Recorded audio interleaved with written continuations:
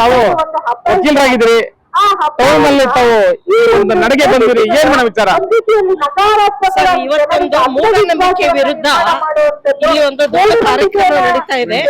ಅದೇನಂದ್ರೆ ಚಂದ್ರಗ್ರಹಣದ ಬಗ್ಗೆ ಒಂದು ಅರಿವು ಮೂಡಿಸುವ ಕಾರ್ಯಕ್ರಮ. ಇದು ಚಂದ್ರಗ್ರಹಣ, ಸೂರ್ಯಗ್ರಹಣ ಬರ್ತಾ ಇರುತ್ತೆ. ಇದೊಂದು ನ್ಯಾಚುರಲ್ ಆಗಿರುವಂತದ್ದು. ಆದ್ರೆ ಇದ್ರ ಬಗ್ಗೆ ಮೂಢನಂಬಿಕೆ ಇಟ್ಕೊಂಡು ಅದು ಚಂದ್ರಗ್ರಹಣ ಬಂದಾಗ ಅಥವಾ ಸೂರ್ಯಗ್ರಹಣ ಬಂದಾಗ ಇಂಥ ಟೈಮಲ್ಲಿ ಊಟ ಮಾಡ್ಬೇಕು, ಹಿಂಗೆ ಇರ್ಬೇಕು, ಹಂಗೆ ಇರ್ಬೇಕು ಅನ್ನುವಂಥದ್ದು ಬೆಳಗ್ಗೆಯಿಂದ ಸಾಯಂಕಾಲವರೆಗೂ ಜ್ಯೋತಿಷಿಗಳು ಭಾಷಣಗಳನ್ನ ಮಾಡ್ತಾನೆ ಹೋಗ್ತಾರೆ. ಬಟ್ ಇವ್ರು ಇನ್ನ ಮೂಢನಂಬಿಕೆಯನ್ನ ತೆಗೆಯೋದು ಬಿಟ್ಟು ಇನ್ನೂ ಸ್ವಲ್ಪ ಹೆಚ್ಚಾಗಿ ಜನಗಳ ಮನಸ್ಸಿನಲ್ಲಿ ತುಂಬ್ತಾ ಇದ್ದಾರೆ. ಇದೆಲ್ಲ ತಪ್ಪು. ಯಾಕೆಂತ ಇವತ್ತು ನೋಡಿ ಸುಮಾರು ದೇವಸ್ಥಾನಗಳ ಕಡೆ ಹಾಕಿದ್ದಾರೆ. ಇಂಥ ರಾಶಿಯವರು ಹೊರಗಡೆ ಹೋಗ್ಬೇಕಾ ಬೇಡವಾ? ಹೊರಗಡೆ ಹೋದ್ರೆ ಅವ್ರಿಗೆ ಏನ್ ಅಪಾಯ ಆಗುತ್ತೆ? ಇದೆಲ್ಲ ಏನ್ ಸರಿ ಹೇಳ್ತಾ ಇರೋದು? ನಾವಿನ್ನ ಯಾವ ಕಾಲದಲ್ಲಿ ಇದೀವಿ? ಇವತ್ತು ಎಲ್ಲ ಬಂದಿದೆ, ಇವತ್ತು ಆರ್ಟಿಫಿಷಿಯಲ್ ಇಂಟೆಲಿಜೆನ್ಸ್ ಎಲ್ಲ ಬಂದಿದೆ. ಅಂತ ಒಂದು ಸಂದರ್ಭದಲ್ಲಿ ಸಹ ಇವರು ಇನ್ನೇನು ಅಲ್ಲಿಗೆ ಹೋಗ್ಬಾರ್ದು, ಇಲ್ಲಿಗೆ ಹೋಗ್ಬಾರ್ದು, ಗರ್ಭಿಣಿಯರು ಹಾಗೆ ಇರ್ಬೇಕು, ಮನೆ ಬಿಟ್ಟು ತೊಲಗಬಾರ್ದು ಅನ್ನುವಂತ ಮೂಢನಂಬಿಕೆಗಳು ಇನ್ನೂ ಹೆಚ್ಚಾಗ್ತಾ ಇದೆ. ಇದೆಲ್ಲ ಹೋಗ್ಬೇಕು. ಯುವಕರಲ್ಲಿ ಎಲ್ಲ ನಾವು ಅರಿವನ್ನ ಮೂಡಿಸ್ಬೇಕು ಅಂತ ಹೇಳ್ಬಿಟ್ಟು ಇವತ್ತು ನಾವು ಕಾರ್ಯಕ್ರಮವನ್ನ ಹಾಕೊಂಡಿದೀವಿ. ಈ ಮೂಢನಂಬಿಕೆಯನ್ನ ಯಾರು ನಂಬಬಾರ್ದು ಅಂತ ನಮ್ದೊಂದು ಅನಿಸಿಕೆ. ಮೇಡಮ್, ಹಿರಿಯರು ಈ ಚಂದ್ರಗ್ರಹಣ, ಸೂರ್ಯಗ್ರಹಣ ಅಂತ ಹೇಳಿ ಈಗಾಗಲೇ ಲಿಖಿತ ರೂಪದಲ್ಲಿ ಆದೇಶ ಮಾಡಿ ಎಲ್ಲಗಳ ಒಂದು ಹಬ್ಬಿದ್ದಾರೆ. ಇದು ಸುಳ್ಳ? ಇದು ಏನು ಇಲ್ಲ ಅಂದ್ರೆ ಇದು ಸೂರ್ಯಗ್ರಹಣ, ಚಂದ್ರಗ್ರಹಣ ಏನಿದೆ ಅಲ್ವಾ, ಇದೊಂದು ನ್ಯಾಚುರಲ್, ಇದು ಬರ್ತಾನೆ ಇರುತ್ತೆ. ಈಗ ಲಾಸ್ಟ್ ಫೆಬ್ರವರಿ 17 ಸೂರ್ಯಗ್ರಹಣ ಬಂತು. ಆ ಸೂರ್ಯಗ್ರಹಣವನ್ನು ನಾವು ಮಾಡಿ ಒಂದು ಜನಗಳಲ್ಲಿ ಒಂದು ಅರಿವನ್ನು ಮೂಡಿಸಿದೀವಿ. ಇದ್ರಲ್ಲಿ ಇದೊಂದು ಕಾನೂನು ಬಂದಿದೆ. ಮೂಢನಂಬಿಕೆಯನ್ನ ಯಾರು ಜಯಚಂದ್ರ ಸರ್ ಅವರು ಇದ್ದಾಗಲೇ ಈ ಒಂದು ಕಾನೂನನ್ನ ತಂದಿದೀವಿ.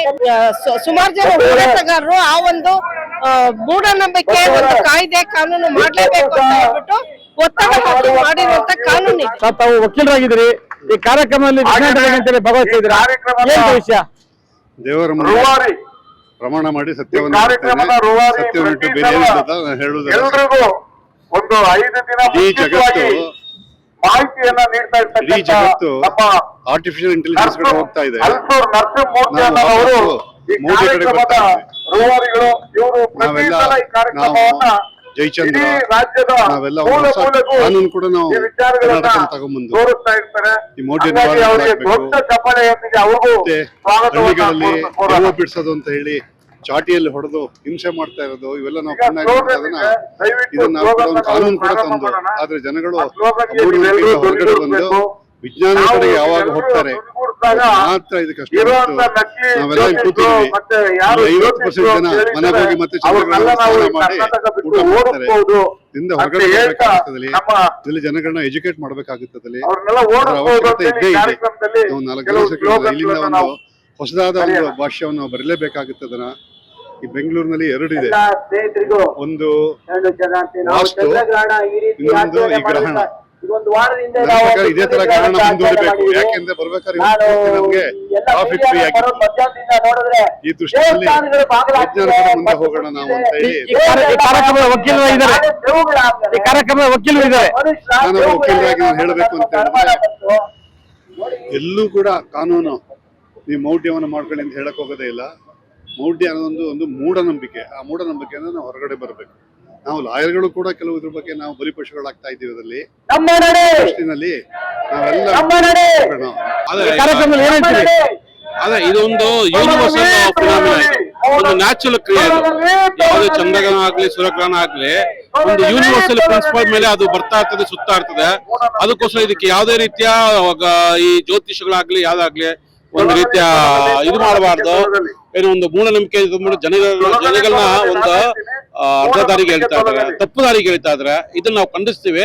ಸೊ ಇದು ಸೈಂಟಿಫಿಕ್ ಟೆಂಪರ್ ಅಂತ one of the essential features of constitution. ಇದನ್ನ ನಾವೆಲ್ಲ ಮನೋಭಾವವನ್ನು ಅಳವಡಿಸಿಕೊಂಡು ಈ ಅಜ್ಞಾನವನ್ನು ಪ್ರೋಗ್ರಾಮ್ ನಾವು ಮಾಡ್ತಾ ಇದ್ದೀವಿ.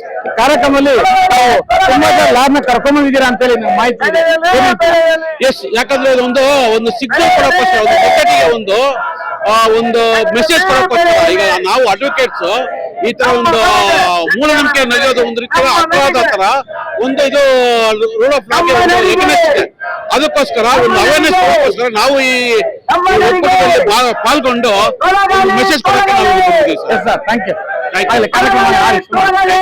ಸರ್. ಇವತ್ತು ಚಂದ್ರಗ್ರಹಣ ಅಂತೇಳಿ ತಾವು ಟೌನಲ್ಲಿ ತಾವು ಸೇರ್ಕೊಂಡಿದ್ದೀರಾ, ಏನ್ ಹೇಳ್ತೀರಾ ಸರ್ ಜನತೆಗೆ? ನೋಡಿ, ಅನೇಕ ಬದಲಾವಣೆಗಳು ಈ ಖಗೋಳದಲ್ಲಿ ನಡೀತಾ ಇದೆ. ಬೆಳಗ್ಗೆಯಿಂದ ಸಂಜೆವರೆಗೂ ಪ್ರತಿನಿತ್ಯದ ವ್ಯವಹಾರ ಇದು, ಪ್ರಕೃತಿಯ ನಿಯಮ ಆ ಪ್ರಕಾರ ನಡೀತಾ ಇದೆ.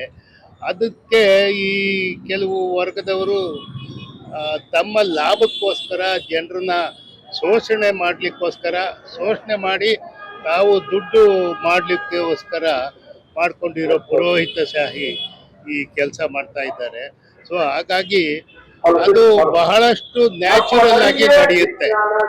ಸೊ ಹಾಗಾಗಿ ಇವ್ರು ಹೇಳೋ ತರ ಏನು ದೋಷ ಬರಲ್ಲ, ಏನು ಬರಲ್ಲ. ಅದಕ್ಕೆ ಅವರು ಅದನ್ನ ಧಿಕ್ಕರಿಸಿ ಈ ಸಮಯದಲ್ಲೇ ತಿಂತಾ ಇದ್ದಾರೆ, ಸ್ನಾನ ಮಾಡೋದಿಲ್ಲ. ಅವ್ರು ಏನೇನು ಹೇಳ್ತಾರೆ ಅದು ಯಾವುದು ಮಾಡೋದಿಲ್ಲ. ಇವ್ರಿಗೆ ಇದೊಂದು ದೊಡ್ಡ ಇಂಡಸ್ಟ್ರಿ, ಒಂದು ಚಂದ್ರಗ್ರಹಣ, ಒಂದು ಸೂರ್ಯಗ್ರಹಣ ಅಂತ ಹೇಳಿ ಜನರನ್ನ ಮಂಕ್ ಮಾಡಿ ಅವ್ರನ್ನ ಕತ್ತಲೆಯಲ್ಲಿ ಇಟ್ಟು ತಾವು ಲಾಭ ಮಾಡ್ಕೊಳ್ತಾರೆ, ಬೇರೆ ಏನಿಲ್ಲ ಸರ್. ತಾವು ಕರ್ನಾಟಕದ ಪೊಲೀಸ್ ಒಂದು ದೊಡ್ಡ ಹುದ್ದೆಯಲ್ಲಿದ್ದು ತಾವು ರಿಟೈರ್ಡ್ ಆಗಿದ್ದೀರಿ.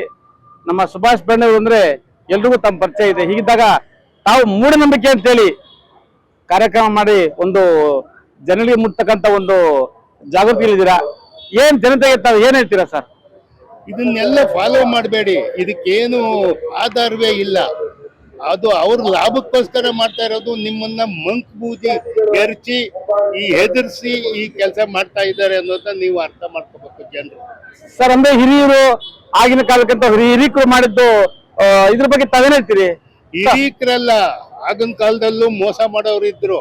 ಅವ್ರ ಮಕ್ಕಳು ಮೊಮ್ಮಕ್ಕಳೇ ಇವತ್ತು ಮಾಡ್ತಾ ಇರೋರು, ಬೇರೆ ಯಾರು ಎಲ್ಲಿಂದನೂ ಹೊರಗಡೆಯಿಂದ ಬಂದಿಲ್ಲ. ಹಿರೀಕರು ಅಂತಿರಲ್ಲ, ಅವರೇ ಮೋಸ ಮಾಡೋ ಏನು ಪ್ರಥಮ ಪ್ರಜೆಗಳವರು. ಅಂದ್ರೆ ವಿಜ್ಞಾನದೆಡೆಗೆ ನಮ್ಮ ನಡೆಗೆ ಅಂತೇಳಿ ತಾವು ಈ ಏನು ಚಂದ್ರಗ್ರಹಣ ತಾವು ಸುಳ್ಳು ಏನ್ ಬೇಕಾ ತಿನ್ಬೋದು ಮಾಡ್ಬೋದು ಅಂತ ಹೇಳ್ತೀರಾ ಸರ್? ಹೌದು, ಖಂಡಿತ. ಇದು ನಾನು ಹೇಳಿದಾಗೆ